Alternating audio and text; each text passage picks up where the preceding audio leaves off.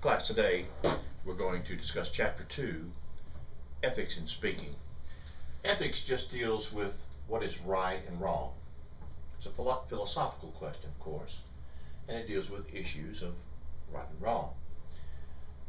In an age where the information we hear is often filled with misinformation and downright lies, we need to understand what ethics is when we are speaking publicly. We need to know when there is a lack of sound reasoning. Perhaps they're trying to manipulate us through using emotional appeals or emotional stories. And what we want to do is learn to respect the integrity of the ideas of others. This is very important, so I hope you listen carefully to the short summary of this chapter. Well, how do we do that? Well, we are responsible in our gathering of knowledge, in our choice of experts who are unbiased, in our supporting material that we use to hopefully influence people to believe our conclusions. We use techniques with integrity. Integrity comes from the word integer. Integer means whole number. So when a person has integrity, they are whole in their presentations and what they're saying. And then we want to, of course, avoid plagiarism. All of that is involved in ethics. Felicia Robinson was a young lady running for office, a school board office. Her opponent was being very brutal in his attacks on her. She found out about 3 weeks before the election, and by the way, she was behind in the polls, that her opponent, who had been very nasty toward her, was being investigated by the district attorney for unethical or illegal business practices. Now, what does she do? Does she reveal that in hopes that this will sway the election to her side? Well, that's an ethical decision. Hard one to make, of course. Ethical decisions involve weighing potential action against a set of ethical standards. And we want those ethical standards to be sound and good and right. Let's look at some guidelines for using ethics in speaking. We want you to make your goals sound. We want you to have good ethical goals when you are speaking to an audience. You don't want to say things and try to manipulate your language or the structure of your speech or use speech techniques that would move people to take action in some way that would just benefit you. We want you to have good ethical goals. We want you to be fully prepared. Now, if there are 30 people in this class and you deliver a 8-minute speech, that's 240 minutes. That would be 4 hours of our lives that pass off into eternity that we can never get back. You've wasted our time. So, part of ethics, one of the guidelines, is for you to be carefully prepared and fully prepared for this speech. And then we want you to be honest in everything that you do. And we want you to be tactful, of course, when you're speaking with people. Sometimes you cannot express exactly like you feel because it would be abusive to another individual. In that case, it's better just to be quiet and not to say anything. So, be honest. We want you to avoid name calling. Do not defame or demean or degrade another person. People down deep inside want to feel important. They want to feel respected. And so we avoid name calling because that destroys the feeling of importance or respect probably more than any other thing you could do to an individual. The American Civil Liberties Union really protects the right of abusive language. And even though abusive language is not illegal, it is certainly unethical. We won't use it in this class. I encourage you to eliminate it from your vocabulary and your interaction with other people.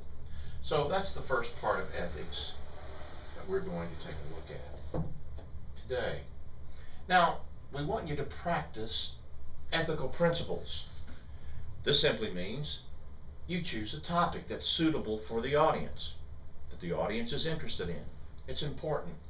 And topic selection is very critical for you having a speech that is accepted by your audience.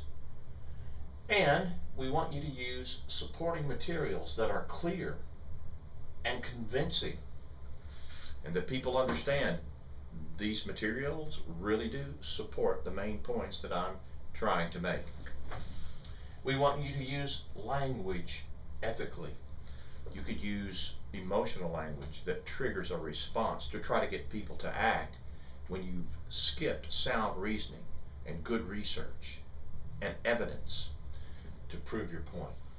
And of course, an ethical principle that we all must use is honesty. We must be honest. People lie and lie and lie. We exaggerate. We don't tell the truth. I want you to make a commitment to tell the truth exactly as you understand it. And then we want to avoid plagiarism. We want to avoid copying other people's materials, claiming other people's language or ideas as our own. So plagiarism, let's look at that for a moment, is stealing language or ideas from other people. It comes from plagiarius, Latin, meaning kidnapper. We're kidnapping someone else's ideas. We cannot do that. There's software actually now that we can run speeches through, and they will pick up familiar paragraphs or words or phrasings to help us avoid plagiarism. There are three types of plagiarism that we need to talk about briefly today. Global plagiarism. That's where an individual steals an entire speech from someone else. I know when I was getting my master's degree, one of the students there took a speech, the entire speech, from another individual, and it just so happened that the faculty member who was our teacher and instructor, professor, had heard that speech before. So that was quite embarrassing for him. Global plagiarism. Start early. Class, listen. If you don't start early, if you procrastinate, what happens is your commitment to being ethical and honest in your presentation will begin to erode away as pressure comes upon you, very much like the edge of the surf erodes away the walls of a sandcastle. You must start early. We will give you assignments to do in chunks so that you can slice and dice this task and not get into a situation where you're pressured to take something that doesn't belong to you. And then there's patchwork, and this is where someone would take 2 or 3 different speeches and patch them together. He uses other people's words, but he's really just copied someone else's speeches and sewn them together. That's patchwork plagiarism. Incremental plagiarism is where you steal parts of the speech. You use a phrase or a citation or something like that, and you don't give credit to the author. That's incremental plagiarism. Quotations are very important. You must identify who gave them, and we want the author, the source, the date, and the qualifications of the speaker. Those are the 4 parts of a strong citation. You'll be expected to give 6 strong citations in your speech, which include the author, the source, the book, magazine, journal, the date, and why this person is an expert, which would be his qualifications or her qualifications. Paraphrases must also give us the author, source, date, and qualification. Paraphrases simply means this: if you've got a piece of material that's 2 or 3 sentences long, you need to stop, put that in your own words, and make that a little more crisp and succinct for your speech. The internet is also a big problem when it comes to plagiarism. Copying is very easy. You can mark and copy and paste. Very tempting to do that if you don't start early and make a commitment to be ethical in your speech preparation. So when you quote from the internet, you must cite the internet sources. We will tell you when we go to the library how to know which sources are reliable and which are not. And there is a lot of junk out there. So we want you to choose good, reliable sources. And then even on the internet, they sell speeches and they sell papers. So instead of a person doing their own work, someone else has done the work for them, and they buy that and use that. Obviously, that is highly unethical, and there will be serious consequences for making those kinds of decisions. So let's move on. There are also ethical listening guidelines. You will be a listener most of the time in this classroom, and you need to listen with ethics. That simply means you need to be courteous and attentive to the speech. You don't want to be using your cell phone or looking things up on the internet or texting while someone is speaking. It's rude, and it's also distracting to the speaker. So that is ethical listening. We don't use cell phones in this class.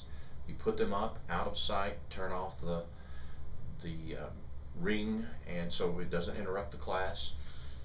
Then we want to not prejudge a person.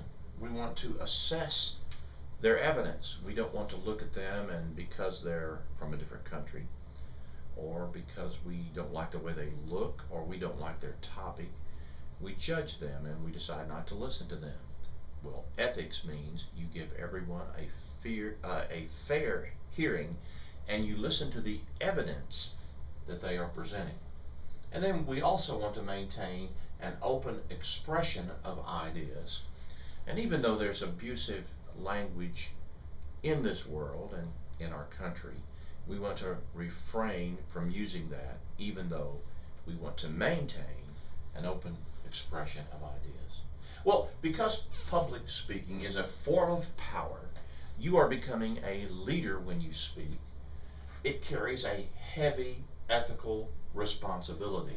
And as a listener, which you will be most of the time in the class, you also have a heavy ethical responsibility. So what did we cover today? We want you to have sound ethical goals. We want you to have solid preparation. Above all, be honest in everything that you say. No name calling, no abusive language, no plagiarism. Do not steal anyone else's ideas. And if you do these things, you will become an ethical speaker.